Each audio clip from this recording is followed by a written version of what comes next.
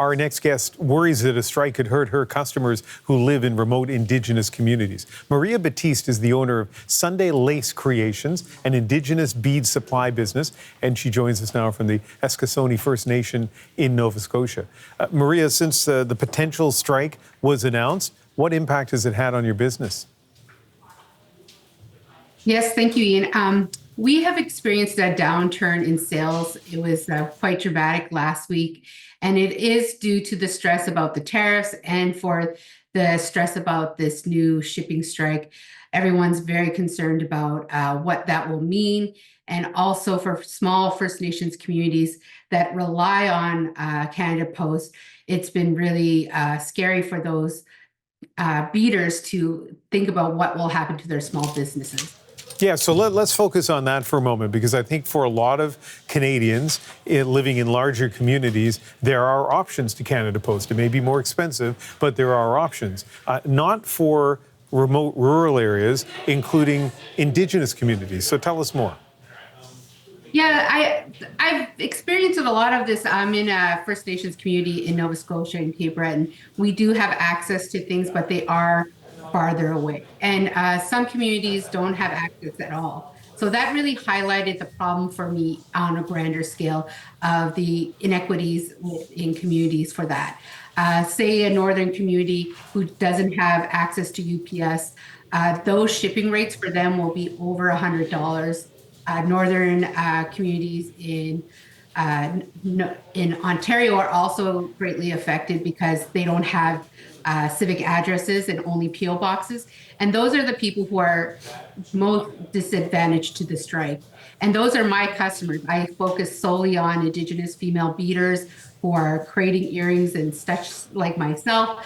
And they're shipping all their products out to customers who are expecting that in a timely manner. And we have no guarantee and a lot of uncertainty right now. You know, during the negotiations, and perhaps if there's a labor stoppage at that point as well, we may hear from people in Canada who say, look, we're paying too much money for Canada Post. We can't afford to subsidize operations to small and remote rural communities. If you hear that kind of rhetoric, what would you say? I would agree that small communities don't have a lot of options, including my community in Eskasoni.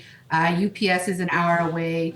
There's no drop-off box around. So you literally have to drive in an hour to drop off to UPS.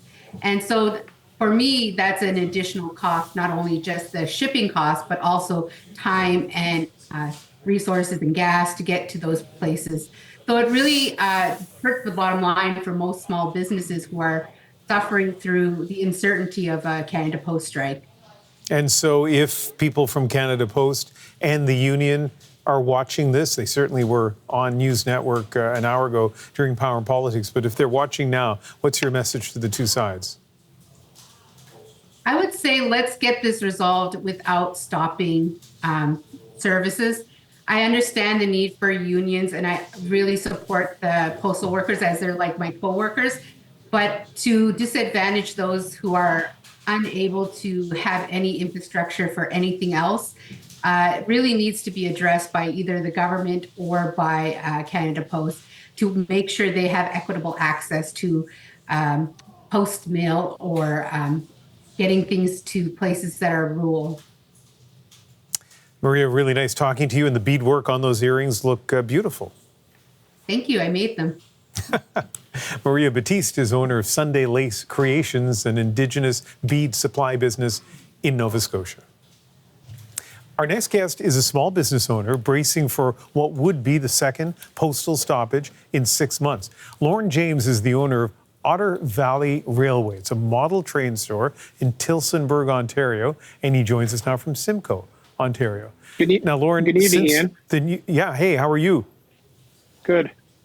So since the news of this potential strike broke, I'm sure it made you reflect on your business. How important is Canada Post to your business?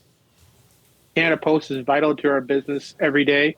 It helps service our model train customers all over Canada that are in rural address PO boxes, as well as it's the best alternate for our international customers both the United States that use USPS as well as international post customers over in Europe that have Royal Post or Dutch Mail. So it's a vital link, and it's been part of our family business for 23 years.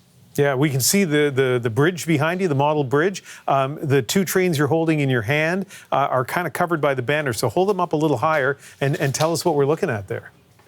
So on top of us being a retailer, we actually make our own model trains. So we design, tool, and then we have our own private label of HO trains that we just brought out 3 years ago, as well as we have the smaller trains, the N scale here. You see the Izzy car. And this was a breast cancer awareness car that I did for in honor of my mom who passed away a number of years back with breast cancer. So we're making our own stuff, as well as we're one of the biggest retailers in Canada. And 85% of our business is mail order. Of that 80% of that is domestic, with the other half being international. So, this is a vital link for us. We did the strike back in November and December for 42 days. We pivoted to multiple carriers.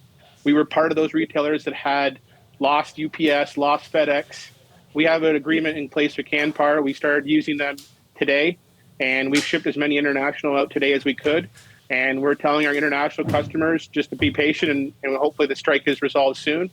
This is a vital link for us, and we're a proud Canadian family-owned business. We want to continue to be that way, and we want to keep serving our customers door to door. Yeah, so for the parcels that you sent out today, not using Canada Post, how much more did it end up costing, or did it cost more for the shipping? It was within comparable to our contracted rate with Canada Post. There was some locations that carrier was more cheaper. There was other locations that were more rural and route that Canada Post was more an effective service. But with them not being able to deliver and potentially having a work stoppage on Friday, I can't take the chance of it being stuck. So everything has went with the alternate. What's your message to Canada Post, both the management but also the union members? To both sides. There's 10,000 Otter Valleys in Canada. We're being told that we need to diversify trade, diversify business. Well, if we can't use postal service to ship to other countries in the European Union, Australia, and the U.S. market is getting to be challenging with tariffs and surcharges, then we need alternates, and Canada Post is one of those alternates. So it's vital that a small business in Tillsonburg is I'm the primary largest shipper out of the Tillsonburg location. Being over a 10,000 parcel business, that's a huge contract. And there's thousands of me out there in the system that rely on the service every day and pick up every at 3 o'clock and, that kind of service. So, my customers expect their parcel the next day, international, what to expect. If the government's going to deem this as essential, then we do it. If they're going to deem it as privatized, they got to do it. But leaving businesses in the lurk for another time, just 6 months ago, I don't know how to function as a business. I tell my staff, we still work every day. We'll do the best we can. And we have to find alternates until, this is resolved and resoluted.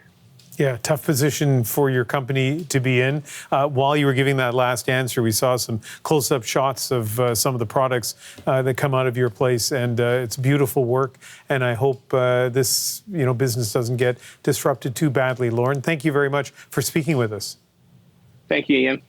Lauren James is the owner of Otter Valley Railway, a model train store in Tillsonburg, Ontario.